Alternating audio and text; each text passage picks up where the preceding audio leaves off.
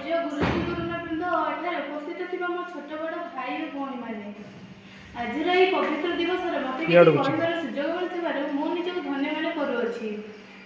आज हूँ फेब्रुआरी 28 तारीख यह सी.भी. रमण दिवस रूपे भी पालन करा जाए। सी.भी. रमण का जन्म 1888 मसीहा नवेम्बर 3 तारीख दिन होता। से विश्व प्रसिद्ध रमण प्रभा को आविष्कार करथिले।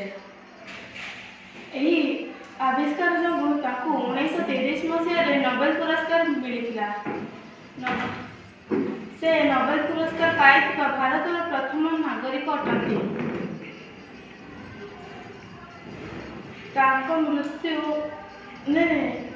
से भारतर अनेक आविष्कार कर आविष्कार आम भारतर वैज्ञानिक माने प्रेरणा पाती। एति मो वक्तव्य शेष कर भारत।